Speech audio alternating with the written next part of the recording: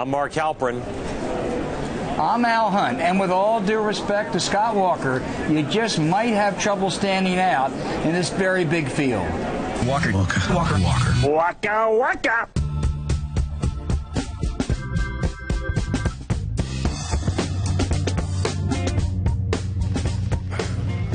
On the show tonight, our Rubio money stalker and the Clinton name check shocker. But first, the pride of Wisconsin, Scott Walker. Moments ago here in Waukesha, no relation, Walker made his presidential campaign the real thing. Instead of the top-down government knows the best approach that you hear from so many in Washington, we need to build the economy from the ground up in a way that's new and fresh, organic and dynamic, that says as long as you don't violate the health and safety of your neighbor, go out and start your own career, build your own business, live your own life. Al, our patented announcement day query, how do you do? Pretty well, Mark. He played on the home court, both in venue and in message.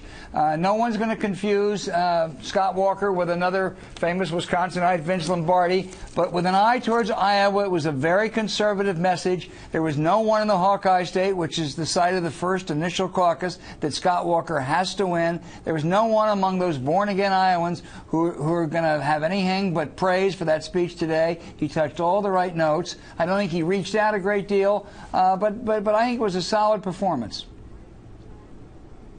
I gave him a B+ overall. I thought he put on offer for the country in the most prominent way yet what he's selling. That is the Scott Walker message. Remarkably, he had a prepared text, no teleprompter, gave the speech almost word for word what he wanted to say, and that's a message he's been honing for months now, in some ways for years.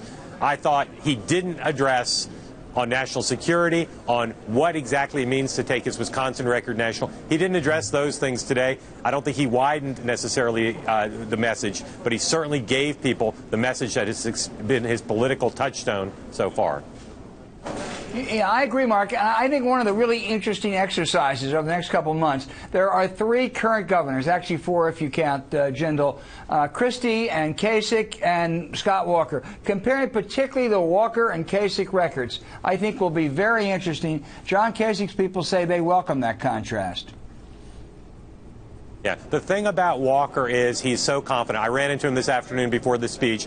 I don't think I've ever met a presidential candidate as just sort of purely confident. Interviewed his lieutenant governor after the speech, asked her, has he ever shown doubt? She said no.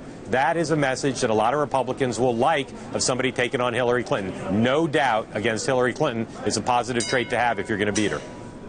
Yeah. Speaking of Hillary Clinton, Mark, she gave a so-called major economic address at the New School in Manhattan today. She called for tougher regulations on banks and higher wages for workers, and took shots at 3 of her Republican rivals, Jeb Bush, Marco Rubio, and the man of the hour, Scott Walker. You may have heard Governor Bush say last week that Americans just need to work longer hours. Well, he must not have met very many American workers. They don't need a lecture. They need a raise. Now, we hear Republican candidates talk a lot about tax reform, but take a good look at their plans. Senator Rubio's would cut taxes for households making around $3 million a year by almost $240,000, which is way more than 3 times the earnings of a typical family. Republican governors like Scott Walker have made their names stomping on workers' rights, and practically all the Republican candidates hope to do the same as president. I will fight back against these mean-spirited, misguided attacks. Mark, what's the political strategy behind her speech today? She wants to take some from her husband's playbook, some from the Obama playbook, and force the Republicans out of the center on middle-class economic issues and claim that her policies would be pro-growth. I thought today she made as good a case for her vision of the economy as she can make, but make no mistake, it's still, because of her worries about Bernie Sanders, a more liberal message than her husband ever put forward as a candidate on the economy. Yes, it is, and the country's more liberal than it was in 1992 on those particular issues, on minimum wage, on taxes, tax increases for the wealthy. I thought she threaded that needle rather effectively today. She ducked the issue of trade, but she's going to duck that throughout the whole campaign. She wants to keep going after the Republicans and not engage with Bernie Sanders. She obviously didn't mention him today. But the more she can frame the Republican economic policies the way Obama did on Romney, the way Obama did on McCain, the way Clinton did on Bush 41, the better off she'll be. If she can make this election about who's better for the middle class, it is her best chance to become the next president of the United States. And I thought today she framed it up as well as I've heard her do really in her career. Yeah, I concur totally on that. Okay, last topic. Marco Rubio says his campaign raised $12 million through the end of last month. That's a pretty good haul. That puts him in third place overall in our unofficial power rankings of the Republican candidates' war chest. Added to the money that the outside groups supporting Rubio have raised, he's now just shy of bringing in $44 million. Well behind Jeb Bush, right up there with Ted Cruz. Our man John McCormick reports that groups backing Walker's candidacies have not filed formally yet, but they're expected to report between $25 and $30 million through the end of June. That's all outside groups, of course, because Walker just became a candidate today. Al, of everyone who's reported so far, and we're still waiting for some numbers, who's performing to or above expectations and who's underperforming? Mark, really, this is a case of what you see is what you get. Jeb Bush is in a league of his own. Ted Cruz, enormously impressive. Marco Rubio, not quite as much, but still very impressive. On the Democratic side, Hillary did what she thought she was going to do. Bernie Sanders, $15 million. That's pretty darn impressive. I would just say those who didn't do well on the GOP side, Rick Perry, only $1 million for his personal campaign. Rand Paul, $7 million, really did knock my socks off. And one other contrast, Carly Fiorina gets a lot of notice in the elite press and some elite circles. Ben Carson outraised her by about 3 to 1. And you would think someone with her connections in the financial world would do better. I am, as you are, a little surprised by the Paul number being so small. We don't have the outside group number for Paul, but no one I've talked to suspects that that will be a huge number. I think Walker and Rubio and Cruz, obviously right in there, well behind Bush, but the kind of the second tier amongst themselves. And that's a bit of a surprise to me. All three of those guys have done a lot. The first quarter is the easier money. Let's see how they do now in the first half of the year is easy money. Let's see how they do in the second half of the year, particularly as they're forced out on the campaign trail more and have to raise money from people when they're not being able to spend as much time with them. Well, Mark, all those top-tier candidates are going to have are going to have sufficient funds to compete in the February contest. So what really matters is whether they can keep it up, and if it goes to April or May, whether they'll have the money then.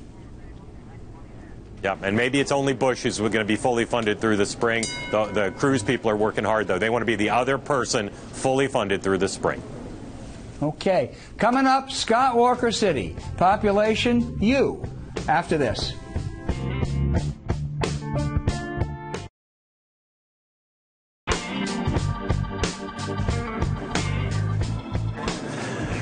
It's the old Waukesha walkthrough. Wisconsin Governor Scott Walker had a lot to say about why he's running for president here.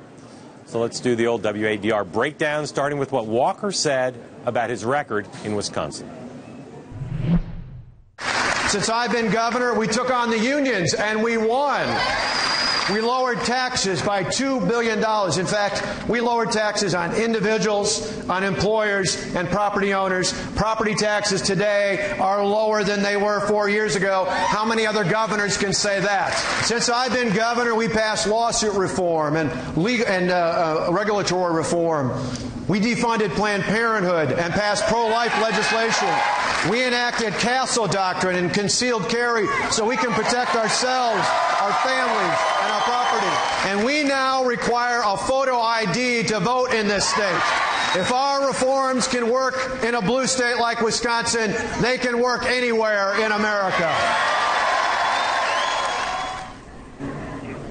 Al, we know from our focus groups, from the Walker team's focus groups, a lot of residents in Iowa for the reform or the recall fight. What other aspects of Walker's Wisconsin record do you think will stand out for voters in this Republican nomination battle? Well, I think, as the statesman once said, what he said today in that clip we just showed had the added virtue of being true. That record really is real. I think the anti-union stuff is going to play huge among caucus and primary voters in a lot of states. Cutting taxes is an old standby that works, certainly in the GOP contest. Let me tell you a sleeper issue I think that might hurt him, and I'll tell you why. It seems like it's very parochial, but he's for funding the Milwaukee Bucks arena there. At the same time, he's or he's for cutting spending for higher ed. Now, the problem with that is the Milwaukee Bucks are owned by billionaires. Why do you need public funding of that? Pat Moynihan 15 years ago said it's one of the great ripoffs. I think the Ted Cruz's of the world are really going to go after him on that one. Yeah, I think Walker and to some extent John Kasich, who gets in next week, face the same problem, which is they're darn proud of their records as governors. Their approval ratings are not sky high. They've got to somehow make what they did in their states tangible. And I think for a lot of people, understanding why what you did in your state can be taken nationally, neither of them, and Walker didn't do it today, connects up and said, I did this in Wisconsin. You make me president, I'll do this analog in Washington. Bill Clinton did that. George Bush did that. I've not heard any of the governors running do that in a very specific way, and I think that's a big missing piece for him. All right, let's move on. Look at another bit of what Walker said. 3 words, key for him: reform, growth, and safety. As I travel this country, though, I got to tell you, I hear from people who say they're frustrated with politicians telling people what they're against and who they're against. Americans want to vote for something and for someone. So tonight, let me tell you what I'm for. I'm for reform, growth, safety. I'm for transferring power from Washington into the hands of hardworking taxpayers in states all across the country. That's real reform. I'm for building a better economy that allows everyone to live their piece of the American dream. That's pro-growth. And I'm for protecting our children and our grandchildren from radical Islamic terrorism and all other threats in the world. That's true safety. My record shows that I know how to fight and win. Now more than ever, America needs a president who will fight and win for America. So, Al, Walker's been using this word safety as kind of a stand-in for national security for a long time. What do you think of it as a long-term winning gambit to convince people he's ready to be commander-in-chief? Well, he avoided one of his great faux pas when he once said that he could take on the Islamic State because he's taken on labor unions in Wisconsin. He didn't quite say that today. Look, he's got a ways to go on national security.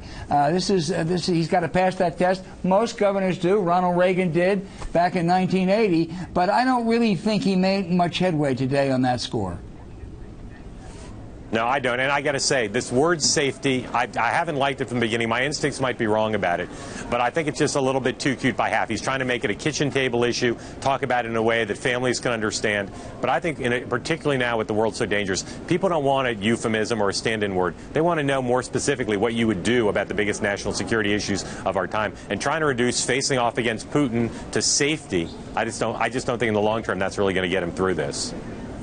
Yeah, I agree, and he's going to have to address specifics. For all the tough talk about ISIS, at some point these people have to say what they would do. Are they going to send troops? Lindsey Graham says yes.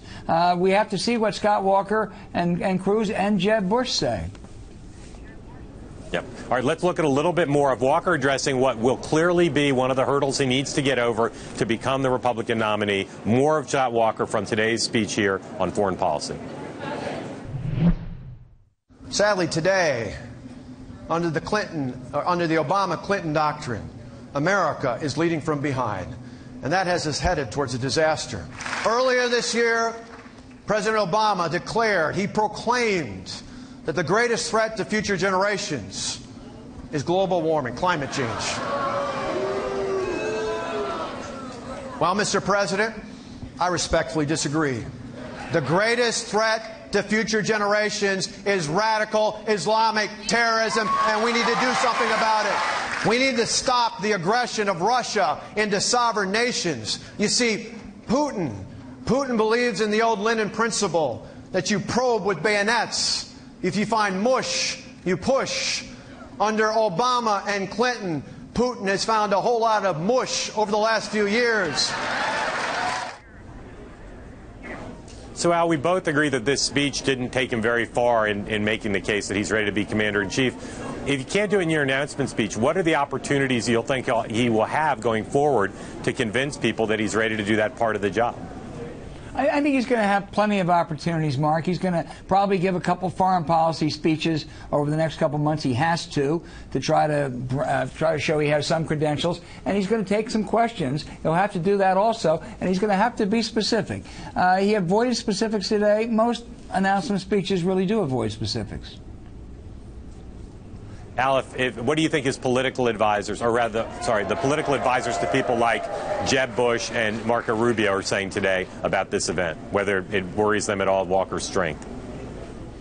I don't think they're worried by today's event. I think they're going to keep harping on two questions. One, he's a flip-flopper, so is he really authentic? And number two, can you really envision this guy as commander-in-chief? Those are his two great challenges, his two potential vulnerabilities. Yeah. On the things where he has flip-flopped, things like on rhetoric to some extent and sometimes positions on immigration, on abortion, on some of those other issues, he either didn't touch on them or touched them only lightly today. He clearly knows that those issues are going to come back, and that's where he will be tested. So often in politics, opponents go at their opposition's strength. Walker's putting himself forth as an unbending man of principle, and now he's got to deal with the implications of some of the flip-flops. All right, we're going to be right back with Neera Tanden. She's going to break down Hillary Clinton's big speech after this word from our sponsors.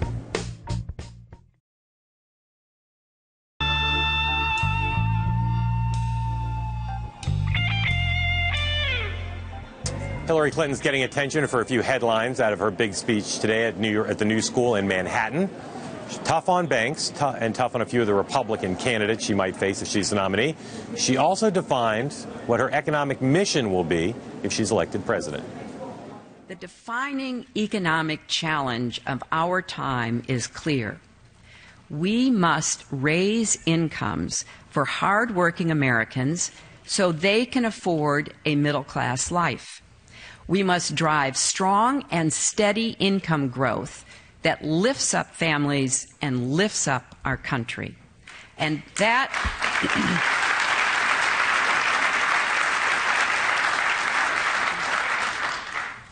will be my mission from the first day I'm president to the last. Earlier today, we spoke with Neera Tanden, a longtime advisor to Hillary Clinton, who's now the president of the Center for American Progress. Talked about Clinton's economic themes. Obviously, there are going to be more speeches to come, but what was the point of this speech at this time in the campaign? Well, I think Hillary really wanted to identify the central economic challenge that we face, which is that while we are growing and we can grow stronger, the central challenge we have is that incomes aren't rising fast enough. And she has ideas about how to do that, new ideas to add to the mix. But that's really she wanted to communicate to the voters what her goal and priority will be. And I think presidential elections are really tests of visions, and she's giving people a test of what her vision is. There's a lot of critiques of not just this speech, but of the general economic policy coming out of the Clinton campaign that says it's in opposition to President Clinton's line, the era of big government is over. Is Hillary Clinton for the era of big government? Is she agree with the line that it should be over, or is she for bigger government to help people? I think that the truth is that these kinds of discussions about the size of government really are besides the point. It's really about how to make the economy work for people. You don't want to have a big government that isn't working, that isn't solutions based. But you do want to have a government that's actually helping the private sector. Private sector is where we create jobs, but the federal government, national governments, state governments, local governments do help the private sector create jobs and ultimately raise wages. So I think this is a little bit of false debate, on the big government versus small government. We want an effective government that actually supports economic growth, and not just economic growth, but fairness in the economy so middle incomes rise again. Just as a factual matter, is it right to say that a lot of what she's proposing would increase the size of the government, just factually? Well, take the example example of profit sharing. You know, profit sharing is really realigning the incentives in our tax code to ensure that middle-income employees, not just management, but workers, benefit from profitable firms. And that's not really government mandating. It doesn't increase the size. It's really a way in which you can create incentives. So I think this focus on big government, small government is kind of besides the point. All right, I'm going to move on, although you chose one of the provisions that isn't about expanding the government. I still think there are a lot in there that do expand the government. But let me move on.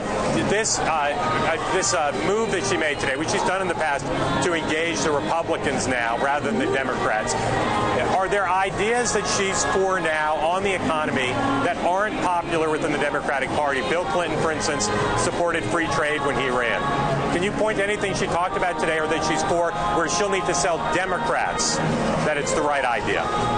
You know, actually, I think the reality is that Democrats and independents are really focused on the wage challenge we face in the economy. Now, she has a perspective about ensuring that that's within a balanced budget over the long term. But I don't think the debates really are, you know, I think the debate in the country, Democrats and independents are more aligned on these topics. And I think that's an actual strategic advantage. Just being a political, talking about this from the political side, I actually think there's a broader agreement between independents and Democrats on the economy, and so some of the kind of wedge issues aren't where they were in the past. So I think she has an address that's really focused on the concerns the American people have and isn't thinking tactically about alienating a Democrat, alienating a Republican, speaking to one group or another.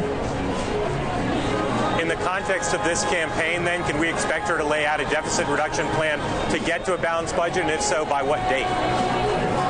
I think you'll see her lay out the costs of her plans and how they fit into a budget framework that lowers the deficit. I'm not out rolling out her deficit targets ahead of her, et cetera. But I think, she has always believed in being fiscally responsible, and that when she rolls out her policies, that they will be in a budget framework that actually lowers the deficit as we go. But not necessarily get it down to zero as her husband did, to run a surplus. Well, as you know, when President Clinton ran, he had a particular target. He exceeded that target. Perhaps Hillary will do that when she's president as well. Our thanks to Neera Tanden, and we'll be right back.